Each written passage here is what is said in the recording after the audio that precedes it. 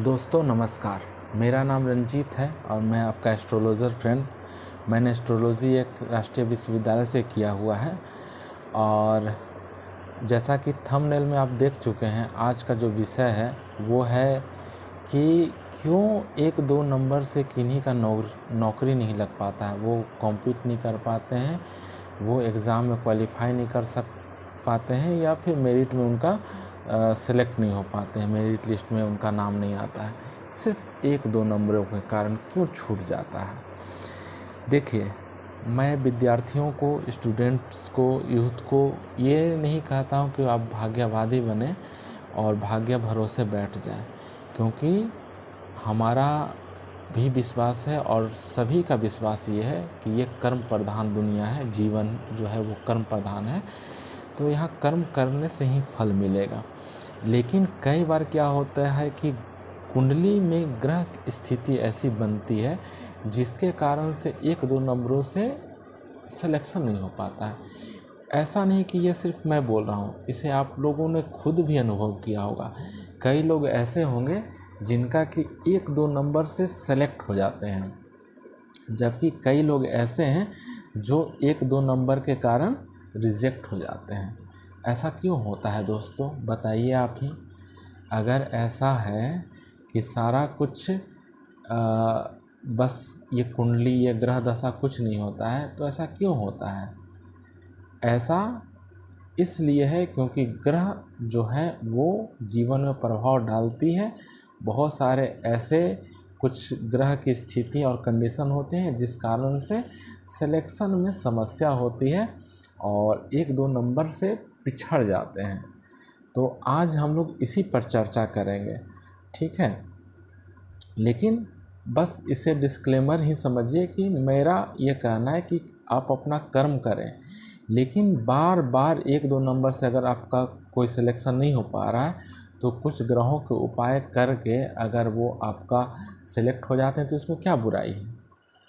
तो इसीलिए बस इसी बात को लेकर हम लोग आगे बढ़ते हैं और जानने का प्रयास करते हैं कि क्यों 1-2 नंबर से किसी की नौकरी छूट जा रही है बार बार।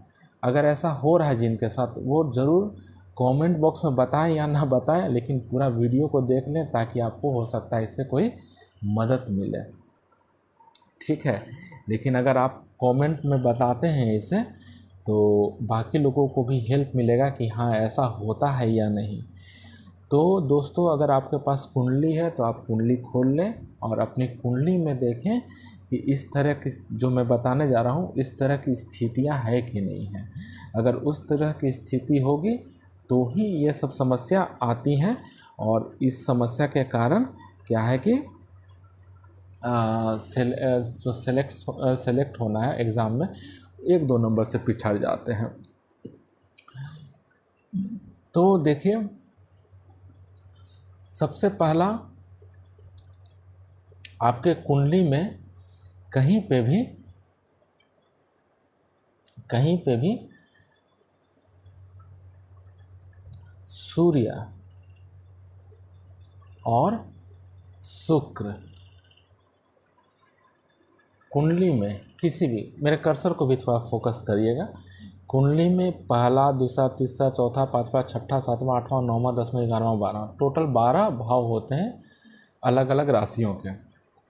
किसी भी राशि में या किसी भी भाव में अगर सूर्य और शुक्र एक साथ, सूर्य शुक्र दोनों इस घर में, सूर्य शुक्र दोनों इस घर में, इस किसी भी घर में सूर्य और शुक्र एक साथ अगर बैठे हैं तो आप देखिए कि आपके साथ ये समस्या है कि नहीं है। क्या 1-2 नंबर से आप बार बार हर कंपटीशन पिछड़ नहीं जा रहे हैं? अगर ऐसा है तो आप चाहें तो बता सकते हैं ताकि बाकी लोग भी इसे जानें। रही बात कि इस अवस्था में क्या करना है, तो ऐसे में करना है, ये बार बार सूर्य और शुक्र जो हैं वो बार बार एक्सपीरियंस दिला रहे हैं लेकिन फाइनल सिलेक्शन नहीं हो पा रहा है, तो आपको इन दोनों के उपाय करने होंगे। सूर्य और शुक्र दोनों के उपाय करने होंगे, उनकी राशि, गतिविधि और स्थिति को देखते हुए, ठीक है। तो पहला कंडीशन हो गया जब सूर्य और शुक्र किसी भी घर में एक साथ हों। दूसरा, सूर्य और चंद्रमा, सूर्य और चंद्रमा एक साथ किसी भी घर में अगर हों, सूर्य और चंद्रमा एक साथ अगर किसी घर में आपकी कुंडली में है तो मान के चलिए कि आपका जन्म अमावस्या को या लगभग एक दिन आगे पीछे हुआ है। तो आपका जन्म अमावस्या को, या फिर आप कुंडली देख लीजिए कि सन और मून एक साथ अगर किसी भी घर में बैठे हुए हैं तो भी आपके साथ ये समस्या आती है। कंडीशन को लिखते जाना चाहिए, है ना। पहला कंडीशन सन मून, और दूसरा कंडीशन मैंने ऑलरेडी बता चुके हैं, ये है वीनस। ठीक है। तीसरा कंडीशन, देखिए सूर्य ग्रह को ही सरकारी नौकरी का कारक माना गया है, तो सूर्य ग्रह के ही समस्या के कारण ये सारा होता है। अब आप अपनी कुंडली में सूर्य की डिग्री देख लीजिए, डिग्री, ये डिग्री या तो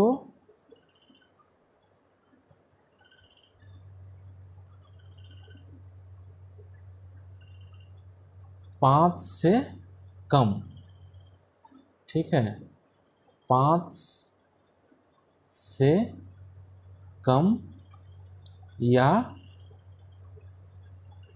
25 से ज़्यादा होगी। ठीक है।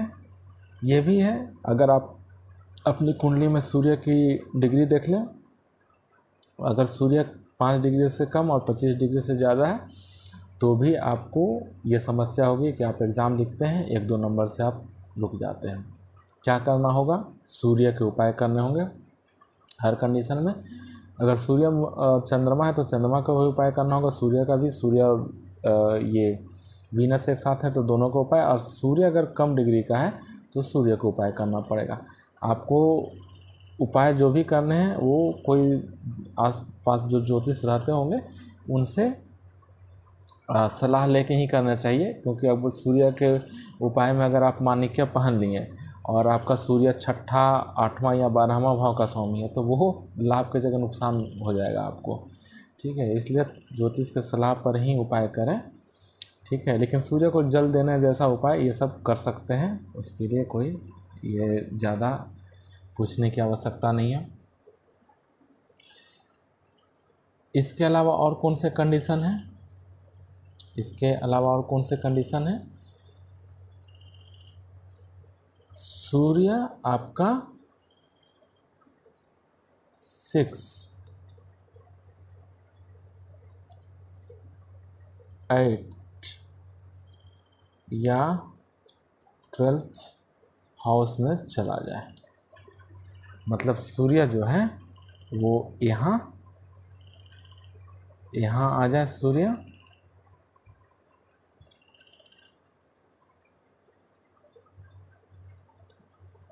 या यहाँ भी आ जाए,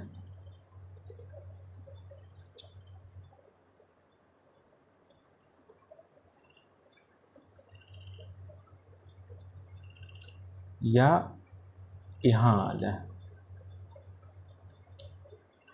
तो भी आपको यह समस्या आएगी। ठीक है, तो दोस्तों एक बार आप अपनी कुंडली में जांच कर लीजिए, क्या इसी तरह का सूर्य का स्थिति तो नहीं है जिसके कारण से आपका सिलेक्शन 1-2 नंबरों से आप पिछड़ जा रहे हैं। अगर ऐसा है तो मतलब इसके कई सारे उपाय अलग अलग हो सकते हैं। उपाय पर अगर हम जाएंगे तो वीडियो बहुत लंबा हो जाएगा, लेकिन अगर आप लोग चाहेंगे तो मैं अलग अलग कंडीशन में, मतलब सूर्य अगर इस भाव में है तो क्या उपाय होना चाहिए, 8वें भाव में है तो क्या उपाय होना चाहिए, 12वें भाव में क्या उपाय होना चाहिए, सूर्य और चंद्रमा एक साथ है तो क्या उपाय होना चाहिए, सबके अलग अलग उपाय हैं, एक उपाय नहीं है। तो अगर उपायों पर वीडियो बनाना चाहते हैं तो आप लोग ज़रूर बताएं। लेकिन अगर ऐसा आपके साथ हो रहा है तो इसका निवारण ज़रूरी है, ताकि आप लोग का सिलेक्शन हो नौकरी में और आप लोग आगे बढ़ें। तो चलिए आज का वीडियो को हम यहीं पर समाप्त करते हैं। इसके बाद अगर अगला वीडियो किसी और विषय पर हम लोग बनाएंगे। तब तक के लिए आप सभी यहाँ तक वीडियो आप देखने के लिए बहुत धन्यवाद आप सभी का। आप सभी को शुभकामनाएं कि आप लोग को नौकरी जल्दी मिले। बाकी धन्यवाद आप सभी।